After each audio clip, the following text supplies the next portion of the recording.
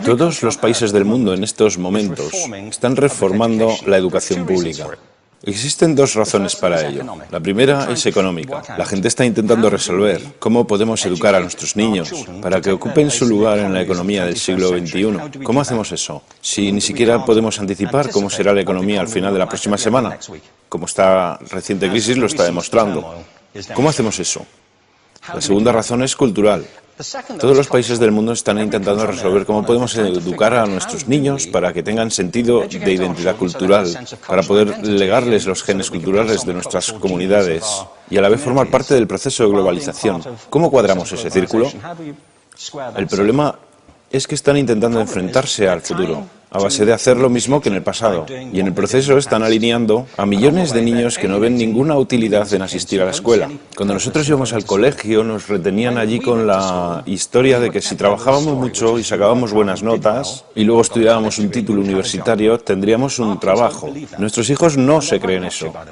Y hacen bien, por cierto. Es mejor tener una titulación que no tenerla, pero ya no es ninguna garantía. Y especialmente no lo es si el camino hacia ella marginaliza la mayoría de cosas que tú consideras importantes acerca de ti mismo.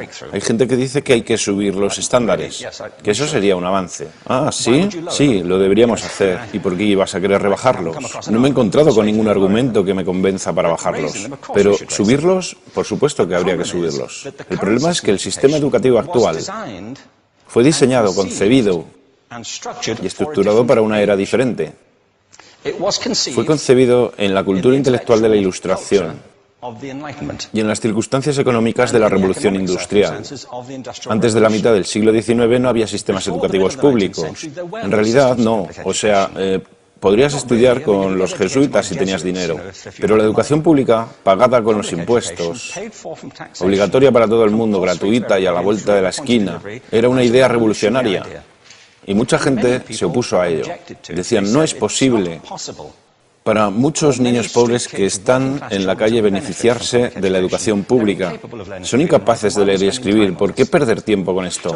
Y también se asienta sobre una serie de suposiciones sobre la estructura social y la capacidad de las personas. Fue dirigido por el imperativo económico de aquel momento, pero a lo largo de todo ello se infiltró el modelo intelectual de la mente, el cual era esencialmente la idea que la Ilustración tenía sobre la inteligencia. La auténtica inteligencia consistía en cierta capacidad para el razonamiento deductivo y un conocimiento amplio de la cultura clásica. Se podría resumir en capacidad académica. Y esta idea está fuertemente enraizada en la reserva genética de la educación pública. El creer que hay dos tipos de personas, académicas y no académicas, y la consecuencia de eso es que mucha gente brillante se creen que no lo son porque han sido evaluados siguiendo este concepto de mente. Así que tenemos dos pilares gemelos, el económico y el intelectual. Y desde mi punto de vista, este modelo ha causado caos en la vida de mucha gente. Ha habido gente que se ha beneficiado maravillosamente de él, pero la mayoría de la gente no. En lugar de beneficiarse, sufren de esto. Una epidemia moderna, mal ubicada y también ficticia. Esta es la plaga del síndrome de déficit de atención e hiperactividad, TDAH. Este es un mapa de la incidencia del TDAH en Estados Unidos. El mapa de prescripciones médicas para el TDAH. No me malinterpreten. No quiero decir que el síndrome de déficit de atención no exista. Yo no tengo la formación necesaria para ello. Sé que la amplia mayoría de psicólogos y pediatras creen que sí, pero aún es un tema a debatir. Lo que sí me consta es que no se trata de una epidemia. Estos niños están siendo medicados tan rutinariamente como a mi generación nos quitaban las amígdalas, por los mismos motivos caprichosos y por la misma razón la moda de la medicina. Nuestros hijos están viviendo en el periodo más intensamente estimulante de la historia de la Tierra. Están siendo acosados con información y les están reclamando su atención desde todos los medios.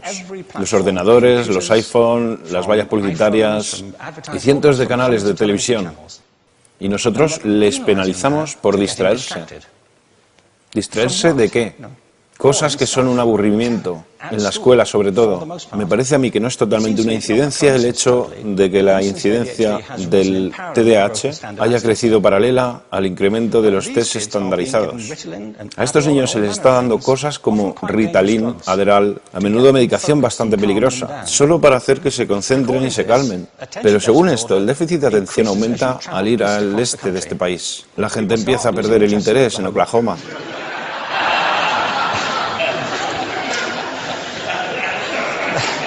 Ya casi no pueden pensar en Arkansas. Y para cuando llegan a Washington, lo han perdido completamente. Y hay distintas razones para ello. Es una epidemia ficticia. Si lo piensas, las artes, y no quiero decir que sea exclusivo de las artes, creo que también es cierto para las ciencias y para las matemáticas, pero permítanme hablar en particular de las artes, porque ellas son las víctimas de esta mentalidad en especial. Las artes tratan especialmente la idea de experiencia estética. Una experiencia estética es una en la que tus sentidos están funcionando a su máxima capacidad. Cuando te hallas presente en el momento actual, cuando vibras con la emoción de lo que estás experimentando, cuando estás plenamente vivo. Y la anestética es cuando cierras tus sentidos y te atontas ante lo que está sucediendo. Y muchos de estos medicamentos hacen eso. Estamos haciendo pasar a nuestros hijos por el sistema educativo a base de anestesiarlos. Y yo creo que deberíamos estar haciendo exactamente lo contrario. No deberíamos adormilarlos, sino despertarlos para que vean lo que sucede en su interior. Pero el modelo que tenemos es este. Yo creo que tenemos un sistema educativo modelado del interés de la industria a su imagen y semejanza. Les daré un par de ejemplos. Las escuelas aún están organizadas como si fueran fábricas. Tienen timbres que suenan, instalaciones separadas, están especializadas por asignaturas. Aún educamos a los niños por lotes. Les hacemos pasar por el sistema según su grupo de edad. ¿Por qué hacemos eso? ¿Por qué suponemos que lo más importante que los niños tienen en común es su edad? Parece como si lo más importante de ellos fuese su fecha de fabricación, ¿no? Bueno, yo conozco niños que son mucho mejores que otros niños de su edad en distintas disciplinas, o en diferentes momentos del día, o que son mejores en grupos pequeños, o en grupos grandes, o que simplemente trabajan mejor solos. Si te interesa el modelo de aprendizaje, no puedes empezar con esta mentalidad de cadena de montaje. Se trata esencialmente de una conformidad. Cuando ves el incremento de los exámenes estandarizados y de los currículos estandarizados, todo se basa en la estandarización. Yo creo que tenemos que ir justamente en la dirección opuesta. Esto es lo que quiero decir cuando hablo de cambiar el paradigma. Hay un estudio estupendo que se ha hecho recientemente acerca del pensamiento divergente. El pensamiento divergente no es lo mismo que la creatividad. Yo defino la creatividad como el proceso de tener ideas originales que tengan valor.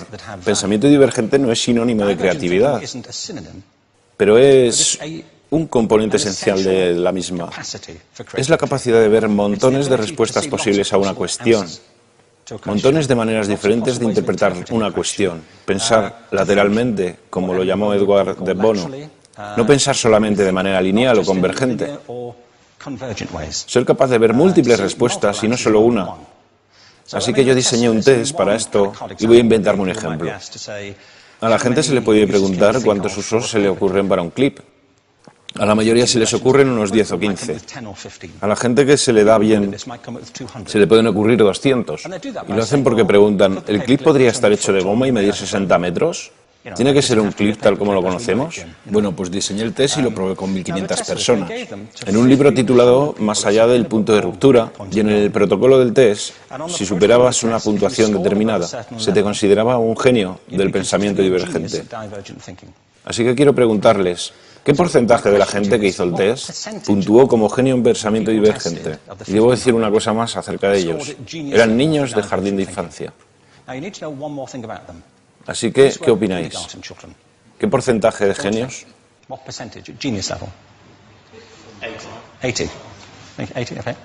98%. Bueno, la cuestión es que era un estudio longitudinal, así que los mismos niños volvieron a hacer el test 5 años después, en edades entre 8 y 10 años. ¿Qué pensáis? ¿50%? Volvieron a hacerles el test otra vez, 5 años más tarde, cuando tenían entre 13 y 15 años de edad. Y se observa una tendencia, ¿no? Bueno, esto nos indica algo interesante, porque se supone que tendría que ser al revés, ¿no? Empiezas no siendo muy bueno, pero mejoras a medida que te haces mayor. Pero esto demuestra dos cosas. Una es que todos nosotros tenemos esta capacidad. Y la otra es que esta capacidad se deteriora en general.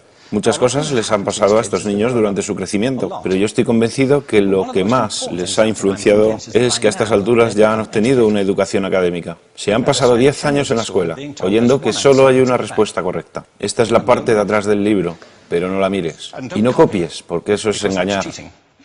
Fuera de las escuelas, a eso se le llama colaboración. Esto no sucede porque los docentes así lo quieran. Es simplemente porque sucede así. Es porque se halla presente en la reserva genética de la educación. Tenemos que pensar de forma diferente acerca de la capacidad humana. Tenemos que superar esta vieja idea acerca de lo académico y lo no académico, lo abstracto, lo teórico, lo vocacional, y empezar a verlo como lo que es, un mito. En segundo lugar, tengo que reconocer que la mayor parte de las veces el buen aprendizaje se da en grupos y que la colaboración es lo que alimenta el crecimiento. Si atomizamos a las personas, las separamos y los juzgamos por separado, formamos una especie de desconexión entre ellos y su ambiente de aprendizaje natural. Y en tercer lugar, un asunto importante es la cultura de nuestras instituciones, los hábitos de estas instituciones y los hábitats que ocupan.